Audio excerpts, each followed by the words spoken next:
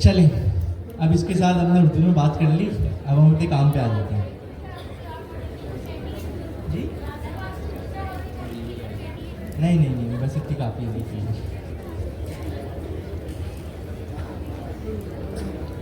तुमको कोई और मुझे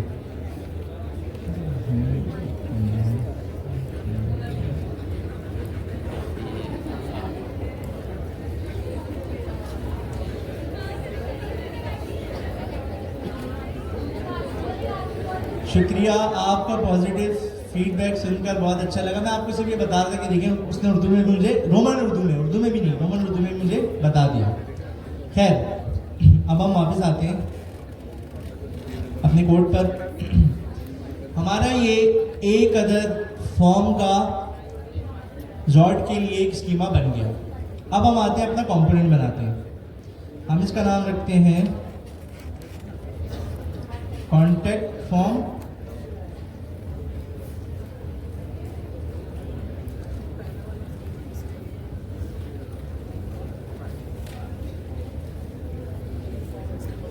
और इससे रिटर्न फिलहाल अभी के लिए एम्प्टी डिव करवाते हैं, फिर इसको ऐड करेंगे हम और इसको एक्सपोर्ट कर देते हैं।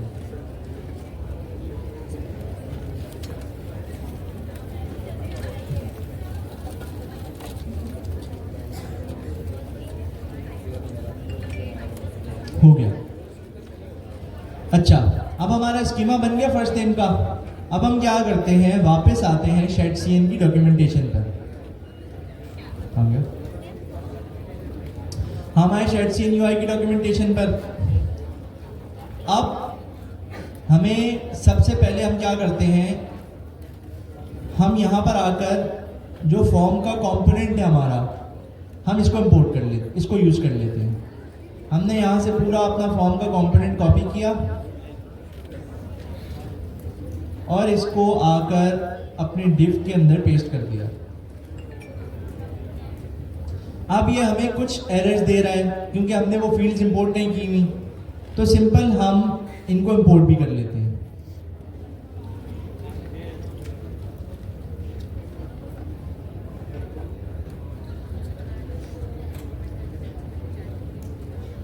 जॉट के बाद यहाँ आकर हम लोगों ने वो अच्छा कॉपी नहीं हुआ,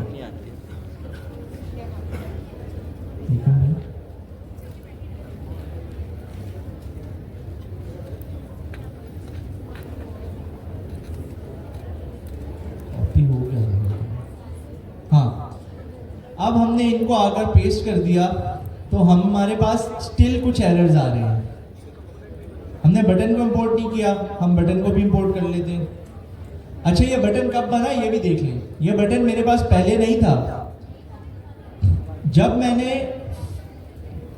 मैंने npx वो की, अरे यार मैंने डिलीट कर दिया।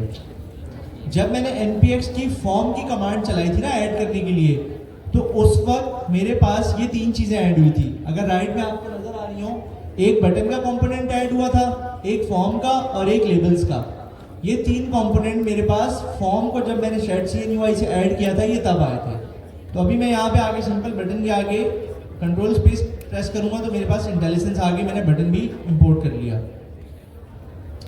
अब मुझे ये एरर दे रहा है, एक इस फॉर्म का, एक ऑन सबमिट का और एक ये इनपुट का। अच्छा, इनपुट इसने खुद से फॉर्म के साथ इंस्टॉल नहीं किया। उसका रीज़न ये हो सकता है कि फॉर्म में इनपुट के अलावा बहुत सारी और भी फील्ड्स होती हैं, तो जो हमें यूज़ करनी है हम डायरेक्टली वो करें।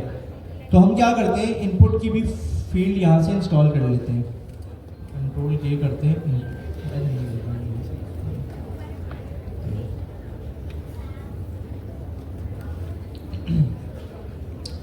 और हमारे पास ये रहा इसकी कमांड, हमने कॉपी npm से कॉपी कर ली। हम यहाँ है और इसको ऐड करें।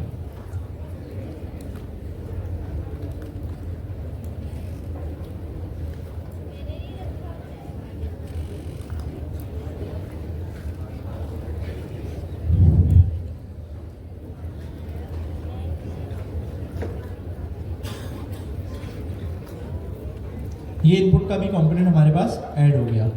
अब जाके देखते हैं हमारे पास कोई इनपुट पे एरर आ रहा है क्योंकि हमने इंपोर्ट नहीं किया इसको। हम इंपोर्ट करते हैं और इनपुट का भी एरर चला गया। अब हमारे पास सिर्फ 3 ये फॉर्म पे एरर आ रहा है और एक एरर आ रहा है हमारे पास ऑन सबमिट पर। अब हम वापस आते हैं डॉक्यूमेंटेशन पर फॉर्म की।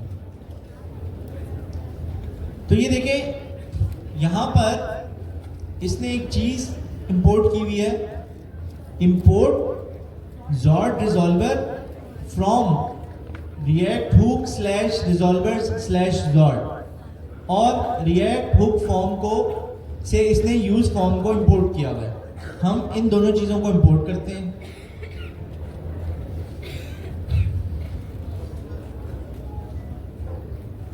हमने ये दोनों चीजें भी इंपोर्ट कर ली। अब हम आते हैं अपने पास इनको यूज कैसे करना है वो देखते हैं। यहां पे इसने एक कोड लिखा हुआ है, कांस्टेंट बनाया हुआ एक वेरिएबल फॉर्म के नाम से, उसमें इसने जो इंपोर्ट किया है यूज फॉर्म को उसको कॉल किया है, उसकी टाइप डिफाइन की है, उसके अंदर कुछ ये प्रॉपर्टीज दी हैं रिजॉल्वर और डिफॉल्ट वैल्यूज की। अब हम जरा इसको अपने पास इंप्लीमेंट करके देखते हैं और देखते हैं इसमें हो क्या रहा है। हम इसको कॉपी करते हैं, यहां पे कर देते हैं पेस्ट।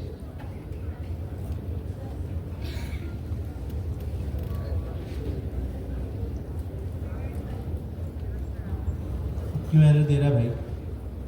अब देखें, सबर, अभी के मेरे लिए डिफॉल्ट वैल्यूज को बल्कि हटा रहा हूं। अब जरा इसको गौर से देखिएगा, ये थोड़ी सी ट्रिकी चीज है।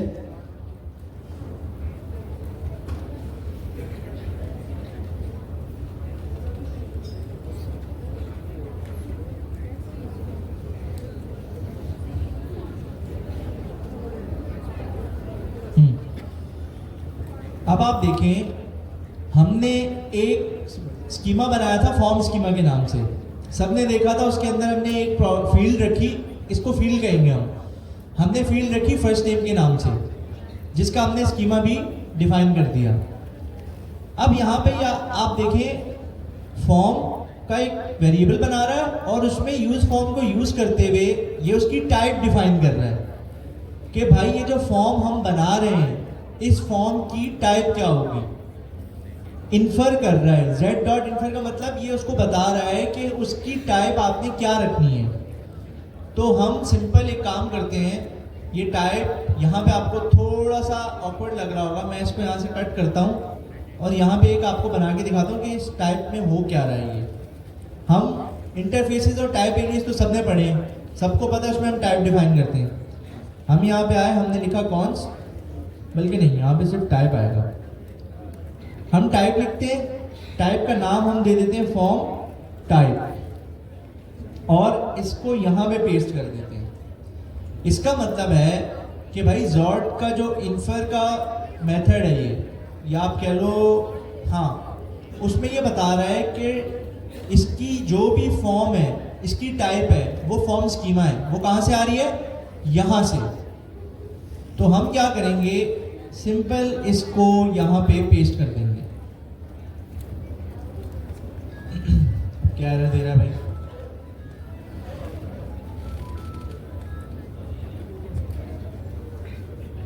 ठीक,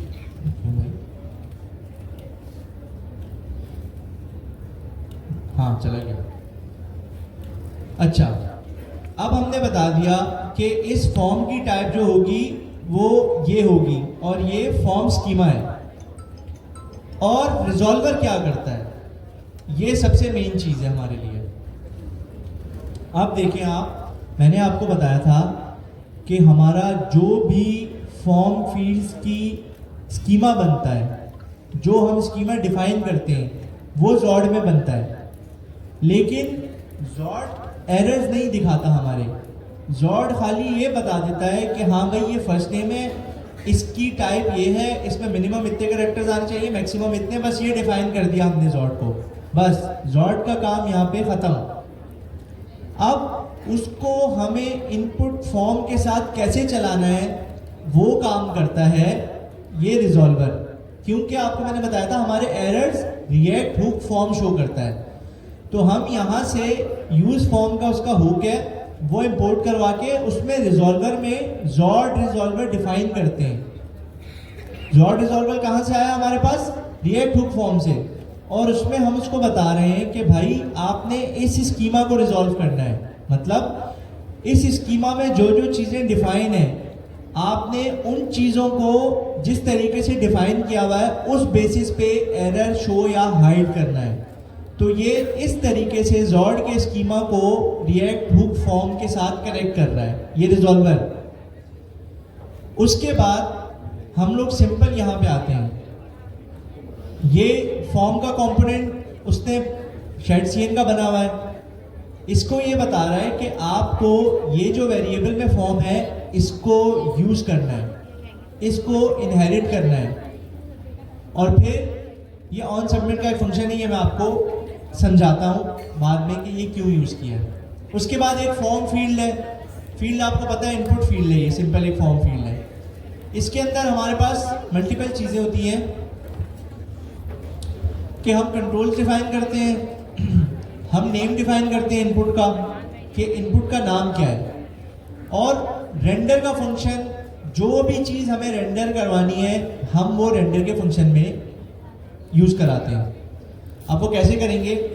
अगर यहाँ पे जैसे मैं इनपुट यूज़ कर रहा हूँ, मुझे इनपुट की जगह अगर कोई सेलेक्ट बॉक्स यूज़ करना था या चेक बॉक्स यूज़ करना था, मैं वो यहाँ रेंडर के अंदर यूज़ करूँगा। इसमें ये पैरामीटर्स हमारे पास आ रहे हैं, आपको इसकी फिक्र करने की ज़रूरत नहीं है, आप ये एज इट इज शेडसीएन से उठाएं, यहाँ पेस्ट करें और इसको यूज़ करें। इसमें ये फील्ड हमें देता है, जो भी स्कीमा में फील्ड्स हैं वो यहाँ पे हमारे पास आती हैं, और फिर इनपुट में भी हम डॉट डॉट करके स्प्रेड कर रहे हैं। उसका रीज़न क्या है मैं आपको बताता हूँ। अभी देखिए फील्ड का नाम हमने यूज़र नेम रखा हुआ है, तो ये एरर दे रहा है हमें। क्यों एरर दे रहा है, किसी को आइडिया है? बिल्कुल, क्योंकि हमने अब बता दिया कि रिएक्ट जो फॉर्म है इसको आपने इस स्कीमा को देखते हुए रिजॉल्व करना है, बता दिया हमने। तो अब वो देख रहा है कि भाई ये जो स्कीमा है इसमें तो फर्स्ट नेम की कोई फील्ड थी और यहाँ तो यूजर नेम आ रहा है, ऐसी तो कोई फील्ड ही नहीं डिफाइन, तो वो हमें एरर दे रहा है और उसमें बता भी रहा है, बता बड़े अजीब तरीके से रहा है नीचे, लेकिन ये सही है। ये देखिए सबसे टॉप पे type user name is not assignable to type first name, तो वो हमें पहले ही बता भी रहा है। हम यहाँ गए, हमने इसको कर दिया first name N capital S का। जैसे ही हमने इसको जो इसकी टाइप थी, ये अभी एरर चला जाएगा, ये एरर चला गया। क्यों? कि अब हमने इसको फील्ड का वो नाम दिया हुआ है जो हमने स्कीमा में डिफाइन किया है। ठीक है भाई, अब सारा कोड हो गया। डिस्क्रिप्शन बेसिकली हम इधर नहीं देते, डिस्क्रिप्शन फॉर्म की ये होती है, कभी कभी कुछ इनपुट आपके पास आता है, उसमें आपके पास ऐसा होता है कि यार यूज़र देखे तो उसको एक डिस्क्रिप्शन दिखा दो कि यहाँ पे आपने क्या डिफाइन करना है, यहाँ पे क्या आना चाहिए। तो इसमें हमारे लिए अभी डिस्क्रिप्शन की ज़रूरत नहीं है, तो हम इसको हटा देते हैं, हम इसको सेव करते हैं। अब देखते हैं हमारे पास एरर क्या है। हमारे पास अब सिर्फ ऑन सबमिट का एरर रह गया। देखते हैं भाई ऑन सबमिट का एरर क्यों नहीं सॉल्व हुआ। हम वापस कोड पे आते हैं, तो यहाँ पे देखिए आप एक फंक्शन बना हुआ है ऑन सबमिट, हम इस फंक्शन को भी कॉपी करेंगे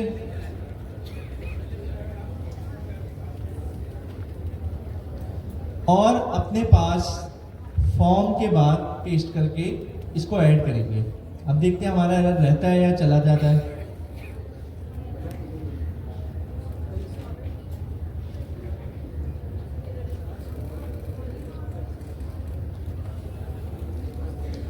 क्यों नहीं है भाई एरर अभी तक? हाँ, ये थोड़ा स्लो चल रहा है, एरर चला गया। अब देखें यहाँ पे भी वैल्यूज की टाइप उसने क्या बताई हुई है, z.infer टाइप ऑफ स्कीमा। तो क्या हमें दोबारा इतना पूरा डिफाइन करना चाहिए जब हमने एक वेरिएबल बना दिया है?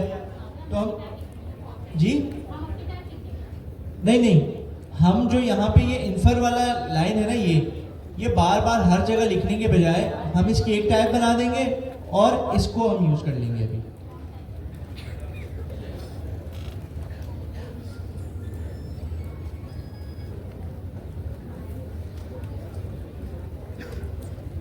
इसको कर दिया पेस्ट। सही है। अब हम एक दफ़ा इसको पहले देखते हैं रिवाइज करके, नहीं बल्कि पहले चला के देखते हैं। अच्छा पहले इसको इंपोर्ट कर लेते हैं होम के पेज पर।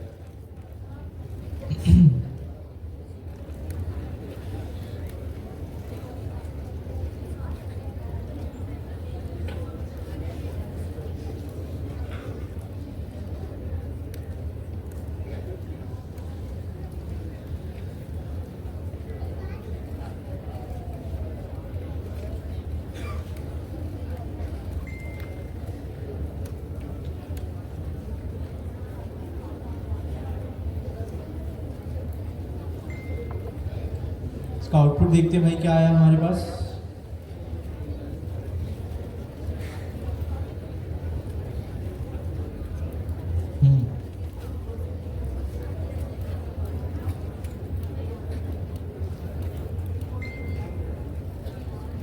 यार आना नहीं चाहिए ना।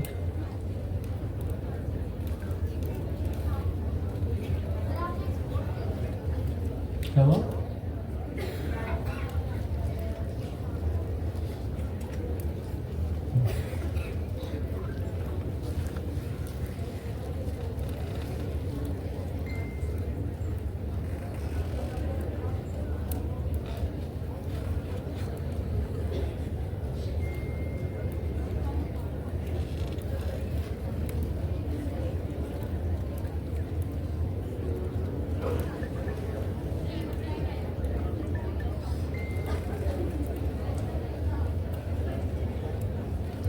हाँ तो भाई फॉर्म आ गया। भाई फॉर्म क्यों नहीं आया था? अगर मैं इस यूज फॉर्म के अंदर से अभी के लिए ऑब्जेक्ट अगर आपको हटा के दिखाऊं तो ये क्या है? एक अदर हुक है। हमने यूज स्टेट पढ़ा, यूज इफेक्ट पढ़ा, ये भी एक हुक है रिएक्ट हुक फॉर्म का। और हमने पढ़ा है कि जब भी हम हुक्स को यूज करते हैं तो उस कंपोनेंट को क्लाइंट कंपोनेंट बनाना पड़ता है पहले, क्योंकि ये सब क्लाइंट पर चलते हैं। तो हमने क्या किया, सिंपली सबसे ऊपर आगे यूज क्लाइंट ऐड किया और फिर चलाया तो हमारा फॉर्म रेंडर हो गया। अच्छा भाई अब हम एक काम करते हैं, कंसोल खोलते हैं पहले तो साथ में।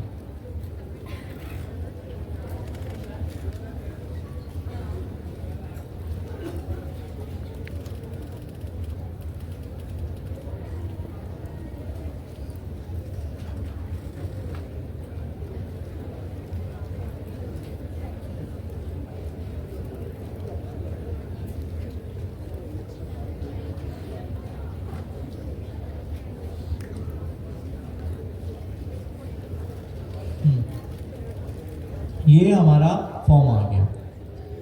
अब हम इस फॉर्म को सबमिट करते हैं। देखिए आप,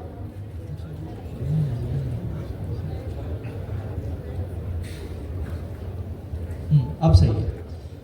ये हमारा यूजर नेम आ गया, ये हमारी इनपुट फील्ड आ गई और ये हमारा सबमिट का बटन है। हम एक काम करते हैं, सबमिट के बटन पे डायरेक्टली क्लिक करते हैं। तो क्या एरर दिया इसने हमें? रिक्वायर्ड। हमारी वैलिडेशन चली, उसने देखा कि भाई आपके पास जो सबमिट में वैल्यू आनी चाहिए थी सबमिशन से पहले वो आई नहीं, तो उसने बजाय सबमिट करने के हमें एरर दे दिया कि ये फील्ड रिक्वायर्ड है। अच्छा भाई हम एक काम करते हैं, हम इसमें लिखते हैं AS। तो अब क्या एरर दे रहा है हमें? String must contain at least 3 characters. अब उसने हमें ये भी बता दिया कि इसमें कम से कम 3 कैरेक्टर आने चाहिए और हमने 2 लिखे हुए, हम 3 लिखते हैं भाई। हमने 3 लिखा, हमारा एरर चला गया। अब हम क्या करते हैं, थोड़े कैरेक्टर्स बढ़ाते हैं अपने। तो जैसे ही हमारे कैरेक्टर 20 से एक्सीड कर गई लेंथ उसकी, तो उसने हमें एरर दे दिया string must contain at most 20 characters. तो अब देखिए वैलिडेशन हमारे लिए कितनी सिंपल हो गई। हमने सिर्फ एक जगह मिनिमम और मैक्सिमम लगाया है। अब मैं आपको वो बताता हूँ जो मैंने एक दफ़ा पहले आपको सबमिट करके वैल्यूज़ दिखा देते हैं, उसके बाद करते हैं हम। हमने यहाँ लिख दिया बिलाल, हमने सबमिट किया और ये देखें मेरे पास यहाँ पे एक ऑब्जेक्ट आया।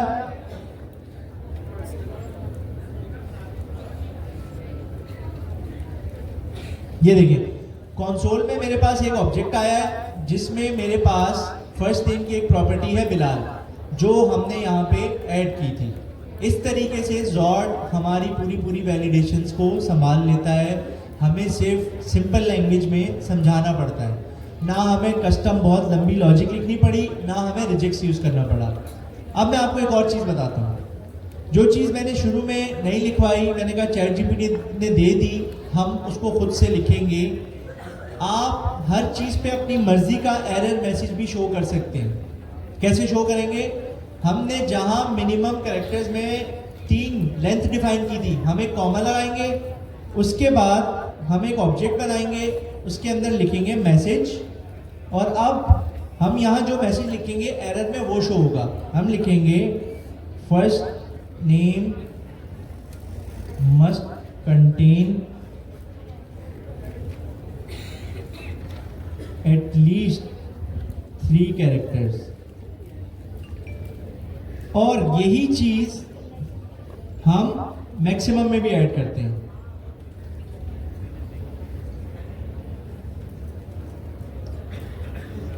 और यहां हम लिख देते हैं last name is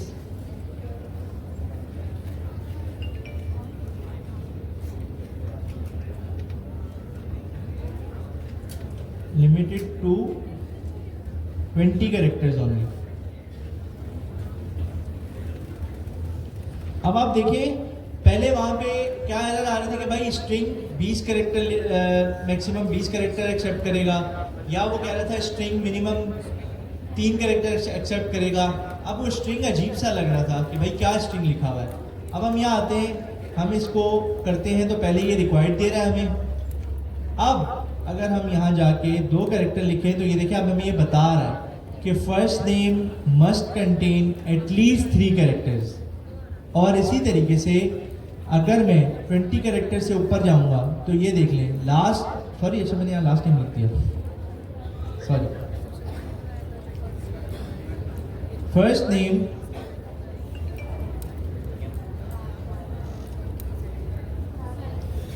first name is limited to 20 characters only. इस तरीके से हमारी सारी वैलिडेशंस सिर्फ एक लाइन लिखने से जॉर्ड ने खुद हैंडल की, उसको यूज करते हुए जॉर्ड को यूज करते हुए रिएक्ट हुक फॉर्म ने खुद हैंडल की, और हमें बहुत ज़्यादा कंफ्यूजन वाला कोड नहीं लिखना पड़ा। हम क्या करते हैं, एक दफ़ा इसको देखते हैं हमने शुरू से क्या किया, फिर हम इसको थोड़ा सा गैप करेंगे। अच्छा, सबसे पहले हमने क्या किया, हमने सबसे पहले हमने जॉर्ड को इंपोर्ट करवाया। जॉर्ड को इंपोर्ट करवाने के बाद जॉर्ड की मदद से हम लोगों ने ये एक वेरिएबल बनाया, उसमें जॉर्ड की मदद से हमने अपना फर्स्ट नेम की एक फील्ड बनाई, उसका स्कीमा डिफाइन किया कि भाई ये स्ट्रिंग होना चाहिए, मिनिमम 3 कैरेक्टर्स होने चाहिए, अगर 3 से कम कैरेक्टर हो तो ये मैसेज शो होना चाहिए, मैक्सिमम 20 कैरेक्टर होने चाहिए, अगर 20 से ज़्यादा कैरेक्टर हो तो ये मैसेज शो होना चाहिए। ये सब हमने पहले करवा दिया। उसके बाद हमें फॉर्म यूज़ करना था, जो कि हमने use form hook react hook form से इंपोर्ट करके यूज़ किया। हमने क्या किया, सिंपल इस हुक को कॉल किया, इसमें एक हमारे पास ऑब्जेक्ट जाता है, और ऑब्जेक्ट की एक प्रॉपर्टी है रिजॉल्वर। रिजॉल्वर में ये जॉर्ड रिजॉल्वर इसका अपना फंक्शन है, जो रिएक्ट हुक फॉर्म ही हमें प्रोवाइड करता है। रिजॉल्वर का फंक्शन जॉर्ड रिजॉल्वर, जिसमें हम सिर्फ अपना स्कीमा बताकर अपने जॉर्ड के स्कीमा को फॉर्म के साथ कनेक्ट कर लेते हैं कि भाई इसमें जो आपने एरर दिखाने, ऑथेंटिकेशन दिखानी है एरर्स की, वो आप इस वाले स्कीमा को देखते हुए दिखाएंगे। उसने दोनों को कनेक्ट कर लिया। उसके बाद हम लोगों ने अपना फॉर्म का कंपोनेंट चैटसीएन से यहाँ पे इंपोर्ट करवाया। हमने सिंपल इसमें एक फॉर्म फील्ड यूज़ की, उसके अंदर फॉर्म आइटम आता है। फॉर्म लेबल वो है जो नाम हम शो करवाना चाह रहे हैं कि ये फर्स्ट नेम है, लास्ट नेम है, क्या नाम है, हमने फॉर्म लेबल कर दिया। उसके बाद फॉर्म कंट्रोल का कंपोनेंट के अंदर वो कंपोनेंट जो हमें दिखाना है हमने इनपुट का दिखा दिया। अच्छा, एक बात आपने याद रखनी है, हमेशा इनपुट की वैल्यूज़ को अगर सही ट्रेस करना है तो ये नेम प्रॉपर आना चाहिए। फॉर्म फील्ड के अंदर ये नेम प्रॉपर स्कीमा के हिसाब से आना चाहिए। अब मैं बताता हूँ एक से ज़्यादा फॉर्म फील्ड में हम क्या करेंगे वो भी बताऊँगा। अच्छा, एक चीज़, आप लोगों ने जब ये यूज़ फॉर्म हुक यूज़ कर दिया ना और इसको फॉर्म के वेरिएबल में ऐड किया, तो अब इस यूज फॉर्म हुक के अंदर जितनी चीज़ें बनी हुई है ना वो सारी आपकी इस वेरिएबल में आ गई। अब आपको मैं एक चीज़ दिखाता हूँ, अगर मैं यहाँ जाऊँ, मैं सिर्फ लिखूँ फॉर्म डॉट, ये देखिए form dot clear error, form dot control, form dot state, form dot get fields, get values, ये हैंडल सबमिट हमने यूज़ किया हुआ है, रजिस्टर और ये सारी चीज़ें। तो इसीलिए हम लोग ऑन सबमिट पे पहले फॉर्म डॉट हैंडल सबमिट लिख रहे हैं। क्यों? क्योंकि ये handle submit use form hook से आ रहा है। तो जब हमने रिजॉल्वर्स अपना यूज फॉर्म हुक के साथ यहाँ पे कनेक्ट किया है तो अब हमारे ये हैंडल सबमिट इस पूरे रिजॉल्वर्स को मैच करते हुए मैच करेगा और फिर चलेगा। तो इसमें जब सबमिट पे जो जो एरर्स आएंगे पहले वो देखेगा, अगर एरर्स नहीं होंगे तो फिर वो आगे का काम चलाएगा। जो भी लॉजिक आप इस फंक्शन के अंदर लिखेंगे, जो भी लॉजिक आप लिखेंगे, चाहे डेटाबेस में सेव करवाना है आपने, चाहे कुछ भी करवाना है, आप सिंपल वो लॉजिक यहाँ लिखेंगे। अच्छा, अब मैं एक और फील्ड ऐड करता हूँ, उसके बाद हम लोग थोड़ा सा ब्रेक ले लेंगे और फिर दूसरे टॉपिक्स पे जाएंगे। अब आपसे मेरा एक सवाल है, अगर मुझे फॉर्म स्कीमा के अंदर मैंने एक फील्ड ऐड की हुई है फर्स्ट नेम की, और मुझे एक और फील्ड ऐड करनी है ईमेल की, तो कैसे करूंगा मैं? कैसे करेंगे? इसके बाद एक और ऑब्जेक्ट बनाऊंगा। सही है। अब क्या करेंगे? जो भी नाम रखना है हमने फील्ड का, हम वो नाम दे देंगे। हम ईमेल रखेंगे। अब क्या करेंगे? z डॉट, अब देखते हैं z डॉट में हमारे पास क्या क्या आ रहा है। ये देखें, हमारे पास इतनी सारी चीज़ें आती हैं। हम स्ट्रिंग के लिए स्ट्रिंग यूज़ करते हैं। ये देखें, डेट अगर लिखनी है तो हम डॉट डेट करेंगे, ये सारी चीज़ें करेंगे। लेकिन हमारे पास एक और चीज़ आती है, ये देखें, ये स्ट्रिंग।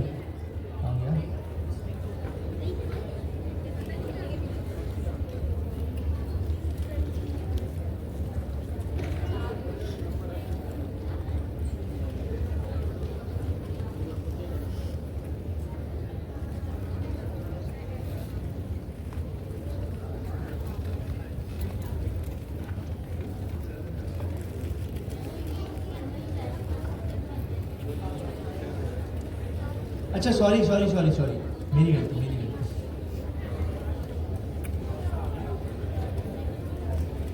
ये वाला जो हमारा ऑब्जेक्ट है,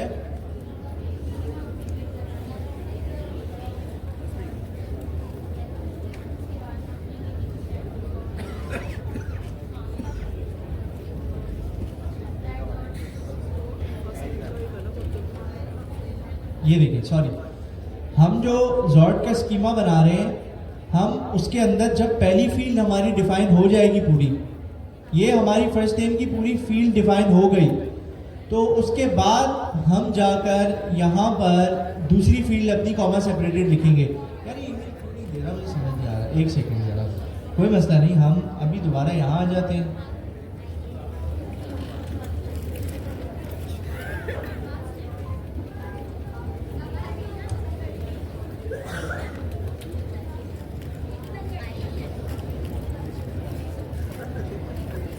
अच्छा, स्ट्रिंग के बाद ईमेल लगाना होता है, मेरी गलती है। हम यहाँ पे पहले स्ट्रिंग ही कॉल करेंगे, स्ट्रिंग के बाद हम इसको बताएंगे कि ये एक ईमेल है।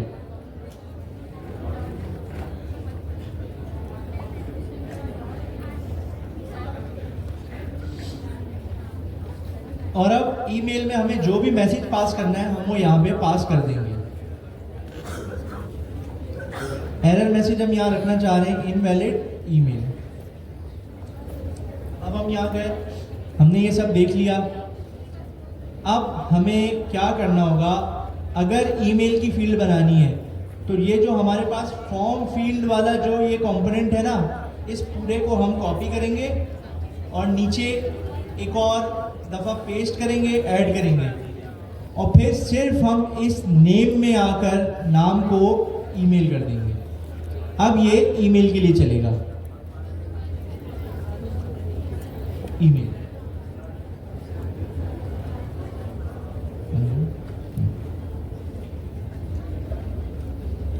ये देखिए, इसको थोड़ा सा मैं जूम आउट करूं अगर,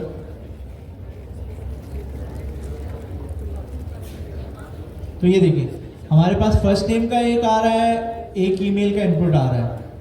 हम इसका, अच्छा प्लेस होल्डर हमने नहीं चेंज किया, हम प्लेस होल्डर भी चेंज कर देते हैं। हम इसको कर देते हैं ईमेल और इसको कर देते हैं फर्स्ट नेम। अब ये चेंज हो गया। अब ये देखें, ये दोनों पे रिक्वायर्ड का दे रहा है। अब हम यहाँ पे अगर कुछ भी लिखें फर्स्ट नेम और यहाँ पे जाके अगर मैं लिखता हूँ कुछ भी, तो ये देखें अभी तक इनवैलिड ईमेल दे रहा है। जैसे ही मैं इसमें @ लगाऊंगा, अभी भी ईमेल इनवैलिड दे रहा है। मैं लिखूंगा abc.com, एरर चला गया। अब ये चीज़ हमें अगर खुद हैंडल करनी हो ना तो बहुत टाइम लगता है, बहुत टाइम टेकिंग होता है, उसके बाद ये चीज़ हम हैंडल कर सकते हैं। अब सिंपल मैंने ईमेल भी सही दे दी, मैंने पासवर्ड, मैंने फर्स्ट नेम भी सही दे दिया, मैं सबमिट का फंक्शन चलाऊंगा, मेरा कोई एरर नहीं है। जब कोई एरर नहीं आएगा तो हमारा ये सबमिट का फंक्शन के अंदर जो लॉजिक होगी वो चल जाएगी। अभी हमने सिर्फ console.log वैल्यूज़ लगाया है, तो सिंपल यहाँ पे 2 वैल्यूज़ प्रिंट हो गई, फर्स्ट ईमेल और फर्स्ट नेम। ये है भाई हमारा जॉट का स्कीमा, और इसके साथ रिएक्ट हुक फॉर्म को कैसे यूज़ करना है उसका तरीका। अब ये बताएं, इसमें किसी का कोई सवाल, किसी का भी हम पूछ लें किसी से सवाल? जी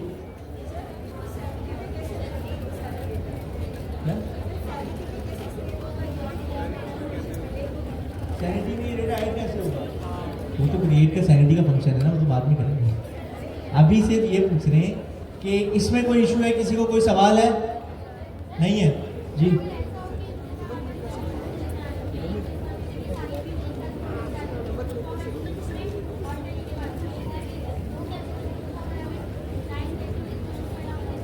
अच्छा, उसमें ये होता है कि वो थोड़ा सा टाइम टेकिंग है। उसमें ना अभी हमारे पास एक कंडीशन आई थी, मुझे एक ही मॉडल पे एक ही फॉर्म था, नहीं एक मॉडल पे एक स्कीमा को कंसीडर करते हुए मुझे 2 फॉर्म दिखाने थे। अभी क्लाइंट की रिक्वायरमेंट थी, तो वो फिर हम थोड़ी सी चीज़ें देखते हैं कि कब हमारे पास एडिटेबल डेटा आ रहा है, कब हमारे पास खाली एम्प्टी डेटा है, हमने खुद लिखना है। अच्छा हाँ, एक चीज़ मैं आपको बताना भूल गया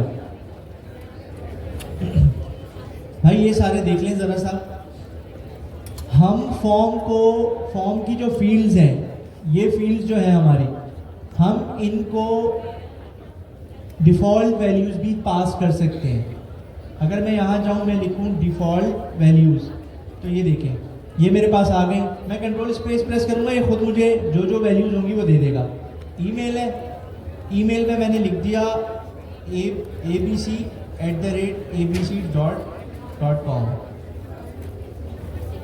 और उसके बाद फर्स्ट नेम, और इसको भी मैंने कर दिया बिलाल। मैं सेव करता हूँ, मैं वापस आता हूँ, तो ये देखें डिफ़ॉल्ट मेरे पास हमेशा फर्स्ट टाइम में ये वैल्यूज़ आ रही हैं। ये देखें, जब भी मैं रिफ्रेश करूँगा मेरे पास ये वैल्यूज़ आएंगी। अब डिफ़ॉल्ट वैल्यूज़ ये मैंने क्यों दी हैं? मोस्टली हम डिफ़ॉल्ट वैल्यूज़ को एम्प्टी स्ट्रिंग रखते हैं, क्योंकि हमें ज़रूरत नहीं होती डिफ़ॉल्ट वैल्यूज़ की। हम यहाँ पे सिंपल एम्प्टी स्ट्रिंग रखते हैं। डिफ़ॉल्ट वैल्यूज़ की ज़रूरत कब पड़ती है? फ़ायदा, मैंने अभी आपको बताया, मुझे अभी एक रिक्वायरमेंट आई थी कि भाई आप एक ही मॉडल खोलो, मतलब रिक्वायरमेंट ये नहीं थी, कोड को कस्टमाइज मैंने गुड प्रैक्टिसेस करते हुए लिखना था, वो मेरा काम था। उनकी रिक्वायरमेंट ये थी कि भाई यूज़र एडिट पे क्लिक करे तो फॉर्म में पहले से प्री डिफाइंड वैल्यूज़ आनी चाहिए। जैसे आपने एक अकाउंट बना लिया, आपने फर्स्ट नेम लिखा हुआ है, लास्ट नेम लिखा हुआ है, ईमेल सब लिखा हुआ है, आप चाह रहे हैं मैंने फर्स्ट नेम चेंज करना है, उस वक्त जब आप फॉर्म खोले तो फॉर्म में सारी वैल्यूज़ पहले से लिखी हैं जी। उसमें जब आप एडिट कर रहे थे तो एडिट में सारी वैल्यूज़ पहले से लिखी हुई हैं। अब उसमें आप लोगों ने कितनी मुश्किल से हैंडल किया होगा, और ये कितना आसान है। तो ये वजह है हम लोगों ने जॉड और यूज फॉर्म को यूज़ किया। आप लोगों को मज़े की बात बताऊं, इस क्वार्टर में हम लोग बहुत सारी चीज़ें एक्स्ट्रा कर रहे हैं। हमने जब पढ़ा था ना कि कुछ भी नहीं था, सब कुछ किया था। तो ये अमीन भाई को इसका सारा क्रेडिट जाता है कि वो बहुत इंसिस्ट कर रहे हैं इस चीज़ पे कि भाई छोटी छोटी चीज़ें भी पढ़ाएं, ताकि ये लोग जब मार्केट में जाए ना तो इनको ऐसा ना हो कि बिल्कुल ये वाली जो चीज़ें ना इनमें टाइम वेस्ट करना पड़े। इन चीज़ों का इनको आइडिया हो, जो बड़ी AI की जाइंट चीज़ें हो इनको सिर्फ उसमें टाइम लगाना पड़े। तो अमीन भाई इसके लिए बहुत एफर्ट कर रहे हैं। अच्छा भाई, अब हम एक काम करते हैं, 27 हो रहे हैं ना, 40 तक हम ब्रेक ले लेते हैं, उसके बाद अली भाई करवा देंगे। आप लोग मुँह हुक्स हो गया। उस दौरान अगर किसी को सवाल है तो पूछ सकता है।